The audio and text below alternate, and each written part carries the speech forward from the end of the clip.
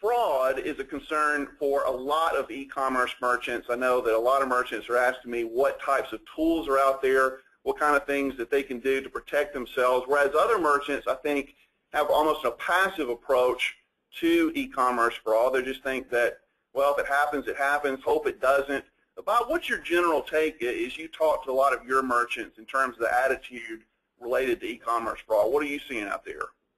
Well, of course, there are a lot of good tools that are available at a small cost that do a great job of reducing fraudulent orders.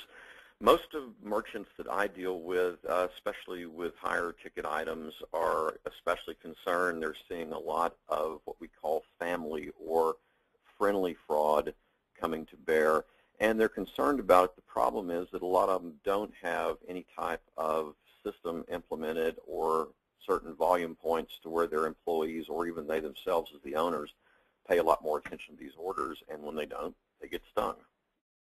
Bob, you've got a lot of tips here. Let's start with the first four. Just summarize these for us. Sure. I'll just go over them briefly. Basically, it doesn't matter whether or not you see a correct indication of whether that card's billing address, whether the card verification code is good or not. It does not necessarily indicate that you've got a good order. It's real easy for sweet little Susie, the daughter of John, to borrow John's credit card and order some huge amount of makeup from xyz.com, and then when the cardholder dad gets it, he charges back because he has no idea that Susie's ordered that. So order amounts, especially when you've got an order that's got a different billing address from the shipping address, and overnight shipping is always suspect. You really want to take a good look at it. Don't be lazy. Look at the addresses on the map if they're different. I don't care if they're in the same town. Especially take the time. I'm sure no matter what platform you're on, you have some way to check the IP address where the order is actually placed. Looking at that will give you a lot of information. You may have an order originating from New York, shipping to New York, but the IP's from Jamaica. Big red flag there. Does that make sense, Eric? Makes a lot of sense. Now, Bob, this next slide here, I know, in talking before with you, online maps is a big tool that people can use, right? That's correct. We snag a lot of fraud before it starts with this. I mean, just take a look at this. You've got a guy that's ordering. He's got a great-looking house in a great neighborhood. By the way, this is Houston, Texas household, friend of mine. Looks good. Let's ship it, right? You might want to wait a minute, because if you look at the shipping address that he gave you, that was where your cardholder got gas the other day. And when the reader at the pump didn't work, he went inside, and while he was getting the soda and the guy was ringing him up and paying for it, he copied down all the credit card information, including the address that he saw on your driver's license that you left laying on your open wallet. So before you ship it, take a look at where it's going. It could be a freight forwarder if it's in the Florida area. It could be in South Texas. You can have UPS stores that will have a big amount of fraud going through there. Look at where it's going. You'll save yourself a fortune in the long run. Saving one fraud order could literally save your percentage for the quarter. I mean, it'd make the difference in making money or not making money. Really, really take a good look at it. Right. Bob, got a question here from someone that asked, how much time each month should a merchant ideally, how much time should a merchant spend each month monitoring fraud? Well, if you've got somebody like me, I'll help monitor it for you. But if you don't, let's say that you're doing it yourself, quite honestly, if you're a merchant, you need to look at every single order over a certain threshold. I mean, a $5 order may not likely to be fraud, but you have to set your comfort level. And just remember, every time you get hit with a chargeback for an order that was placed fraudulently, that's kicking up your chargeback percentage. And if you get over 1%, you could get on the Visa MasterCard radar, and you don't want to go there. So I advise you as an owner, if you have the time, I mean, you may be getting hundreds of orders a day. I hope you are. That's fantastic.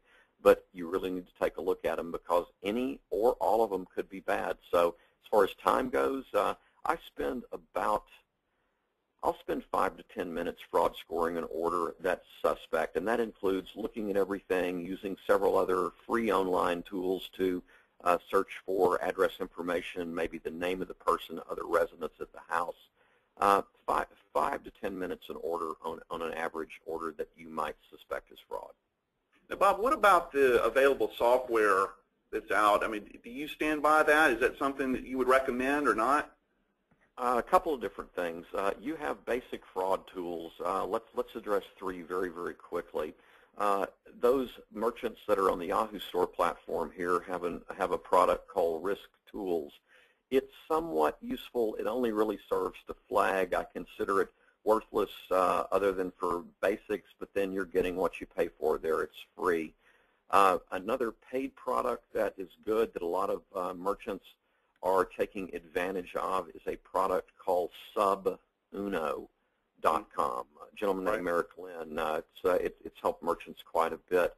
Also, authorize.net, payflowpro.com, and some other white label off-net variants also have fraud suites, but it's not as encompassing as a specific fraud tool like something that Subuno would use, or having someone like me for an agent that will go in and do the actual fraud search on a manual basis to make sure. Does that sound good?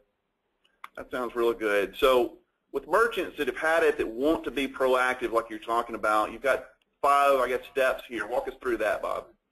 Oh, no, this is where it gets fun. And this is where you basically have to step up, buck up, and forget that the customer isn't always right. In this case, the customer's wrong. The customer's ripped you off. If you have a phone number for them that works, get on the phone with them. Scare the living daylights out of them. I routinely call fraudsters for my merchants and just basically say, hey, you bought such and such from the store. You filed a chargeback. We know that you have the merchandise. We're going to have the carrier security come and visit with you. We're going to have the local police come. Is it really worth the embarrassment and jail time for a $50 item? After you do that, after you make that call, get on the phone. Call the local police. Don't take no for an answer. They may tell you, oh, you have to file through your local police department. Fine, do it. Take the time it takes to get your money back, and then push that non-local police department to do their work. Right. Demand that they do it. It's the law. You've got a loss. They've got to handle it. And once you start, follow through. Don't stop doing it. And in the end, you can get your stuff back. You can see a chargeback dropped in the case of the daughter buying makeup on daddy's card, or you can get the fraudster prosecuted. In the last 7 years, our group successfully put 4 individuals in jail that were having major fraud rings. We were instrumental in getting them caught simply because we didn't stop and we didn't give up. And that's what these merchants need to do, is follow through and don't take getting ripped off lightly. Absolutely. Well, Bob, if anybody has any kind of follow-up questions for you, what's the best way for them to get in touch with you? Well, they can get in touch with me by emailing support@toprankcommerce.com. And honestly, you don't have to be my merchant to ask a fraud question. In fact, it'd be a good way to get to know each other. If you've got a suspect order, you'd like me to check it, send me the order detail. I'll give you my best guess on it, and it's just a good way to see how it's handled. Right. So they do not have to be your merchant in order to contact you. No, they sure don't. I'd love them to be, but I'll give them something to show the proof of the pudding.